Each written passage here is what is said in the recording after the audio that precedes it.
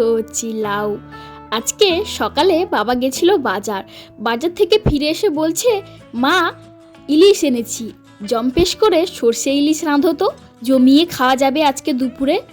যেই কথা সেই কাজ, আমিও লেগে পড়লাম ইলিশ মাছের সর্ষে ইলিশ রান্না করার জন্য। তবে হ্যাঁ, এটা কিন্তু যে সে সর্ষে ইলিশ নয়। তোমরা সচরাচর যেটা সর্ষে ইলিশ ইউটিউবে দেখো বা তোমরা রান্না করে খাও, এটা সেরকম নয়, এটা অন্য রকম, আমার মায়ের স্পেশাল। এই রান্নাটা আমি আমার মায়ের কাছ থেকেই শিখেছিলাম। ছোটবেলা থেকে এই রান্নাটা আমার মায়ের হাতেই খেয়ে আসছি, বড় প্রিয় আমার। ইলিশ মাছ হলে আমি তো আর কিছুই খাবো না, শুধু ইলিশ মাছের মায়ের হাতের এই সর্ষে ইলিশটা। চলো মশলাটা তোমাদের সঙ্গে শেয়ার করি। আমার মায়ের গুপ্ত মশলাটা মোটেও গুপ্ত নয়, তোমরা সবাই জানো, তবে একটু রান্না করতে হবে। নিয়েছি পেঁয়াজ, দুটো মিডিয়াম সাইজের পেঁয়াজ কেটে নিয়েছি, আর নিয়েছি রসুন কোয়া, আর কালো সর্ষে। এখানে সাদা সর্ষে তোমরা দিলেও দিতে পারো, কিন্তু কালো সর্ষের টেস্টটা সম্পূর্ণ আলাদা। আর সঙ্গে নিয়েছি একটু জিরে আর দুটো কাঁচা লঙ্কা। শুধু এই কটা মশলাই শেষ নয়, আরও আছে, এইগুলো বেটে আনি আগে। আমি সবগুলো একদম মিহি করে পেস্ট করেছি, রসুনটা থেতো করেছি, আর সর্ষে আর জিরেটা বেটে এনেছি। আর আছে একটা শুকনো লঙ্কা, কালো জিরে ফোড়নের জন্য রেখেছি, আর নিয়েছি লঙ্কার গুঁড়ো, আর নিয়েছি হলুদের গুঁড়ো। Our hearts beat to the city streets. We began to feel the fire. We rise like tall buildings as the chemicals they take us higher. চলো রান্নাটা শুরু করা যাক। আমি এখানে গ্যাসে রান্না করছি, তোমরা চাইলে মাটির উনানেও রান্না করতে পারো, তবে তার টেস্ট আরও আলাদা হবে। চলো মাছগুলো ভেজে নিই। আমি মাছগুলোকে একদম গোটা গোটা রেখে দিয়েছি, কারণ আমাদের বাড়িতে 4 জন, আর বাবা এনেছিল 4টে মাছ, তাই ভাবলাম গোটা গোটাই রান্না করা যাক। মাছগুলোকে আমি খুব কড়া করে ভাজবো না, একদম হালকা করে ভাজবো। আমার মাছগুলো একটু লেগে যাচ্ছিল কড়াইতে, কারণ এই কড়াইটা অতটাও সুবিধাজনক নয়। আমার আগের রান্নার কড়াইটা খুব ভালো ছিল, এই কড়াইটা একটু লেগে যাচ্ছে মাছগুলো, তাই মাছগুলোকে একটু কড়া করতে হলো, নাহলে মাছগুলো উঠছিল না।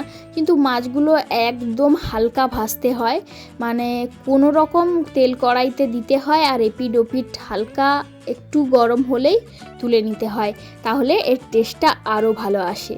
তো চলো, আমার মাছগুলো ভাজা হয়ে গেছে। ওই সেম কড়াইতে আর একটু তেল দিয়ে দিলাম, দিয়ে আমি এবার দেব ফোড়নে দেব আমি একটা শুকনো লঙ্কা, পুরো গোটা শুকনো লঙ্কা দিয়ে দিয়েছি, আর সঙ্গে দেব কালো জিরে।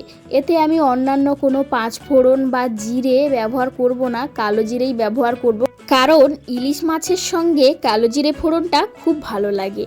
আমি ওই তেলে দিয়ে দিলাম পেঁয়াজ কুচিগুলো, যেগুলো কেটে রেখেছিলাম। এবার পেঁয়াজগুলোকে আমি ভাজবো কিছুক্ষণ, যতক্ষণ না পেঁয়াজগুলো গলে একদম বাদামি রং হয়ে যাচ্ছে, আর পেঁয়াজগুলো থেকে হালকা হালকা তেল ছেড়ে দিচ্ছে। আমি কিন্তু একদম অল্প তেলে রান্না করছি। ওইবার দেখো অল্প পেঁয়াজগুলো গলেছে, আমি এই অবস্থায় দিয়ে দিলাম থেতো করে রাখা রসুনগুলো। এবার পেঁয়াজ আর রসুনগুলোকে আমি একটুক্ষণ ভাজবো, মানে পুরো গলা অবধি। পেঁয়াজ আর রসুনগুলো যখন গলে যাবে তখন আমি পরে আবার পরিমাণ মতো একটু তেল দিলাম, কারণ আমাদের পরিবারে সবাই বেশি তেল মশলা রান্নাটা খেতে ভালোবাসি না, আমরা কেউ হালকা তেলে রান্না খেতে ভালোবাসি। তাই আমি এবার ওতে দিয়ে দিয়েছিলাম সর্ষে বাটাটা, কিন্তু সেটা ক্যামেরা হয়নি, তাই তোমাদের সঙ্গে শেয়ার করতে পারলাম না। সর্ষে বাটা দিয়ে অল্প জল দিয়ে একটু নাড়াচাড়া দিয়ে নিয়েছিলাম, কারণ সর্ষে বাটা দিয়ে বেশিক্ষণ কষানো যাবে না, সর্ষে বাটাটা তিতা হয়ে যায়। এবার পরিমাণ মতো জল দিয়ে দেব, মানে যে যেমন পরিমাণ জল চায়, কিন্তু এই সর্ষে ইলিশটা একদম মাখা মাখা হলেই ভালো লাগে, তাই আমি খুব অল্প পরিমাণ জল দিলাম, যাতে মাছগুলো ডুবে যাওয়ার মতো। আমার জলটা ফুটেও এসছে। এই অবস্থায় আমি মাছগুলো দিয়ে দেব একটা একটা করে, যাতে মাছগুলো না ভেঙে যায়। খুবই অল্প জল, আর ফুটও খুব কম খাবে, কেননা আমি মাছগুলো আগে যেহেতু অল্প অল্প ভেজে রেখেছিলাম, তাই এতে মাছগুলো সেদ্ধ হতে টাইম খুব কম যাবে, তাই আমি জলটাও একদম কম দিয়েছি। কম জলে মাছের টেস্টটা সম্পূর্ণ আলাদা হয়। এবার আমি দিয়ে দেব এই অবস্থায় জিরে বাটা, আমি জিরে আর পেঁয়াজ একসঙ্গে বেটে রেখেছিলাম, সেইটা দিয়ে একটা ফুট খাবে, মানে একটা বয়েল আসবে ঝোলে, তারপরে আমি ঝোলটা নামিয়ে নেব। আমার ঝোলের কালারও চলে এসছে আর ঝোলটার সেন্টও খুব সুন্দর বেরিয়েছে। আমার তো জিভের জল চলে আসছে দেখে। দেখো বয়েল চলে এসছে মাছে। এবার কিন্তু আমার মাছের ঝোলটা পুরো কমপ্লিট। তো চলো বন্ধুরা, আমি তো এতক্ষণ ক্যামেরা করলাম, তোমাদের সঙ্গে ভিডিও শেয়ার করলাম, কিন্তু সেই ভিডিওটা কিভাবে করেছি তোমাদের সঙ্গে একটু শেয়ার করি।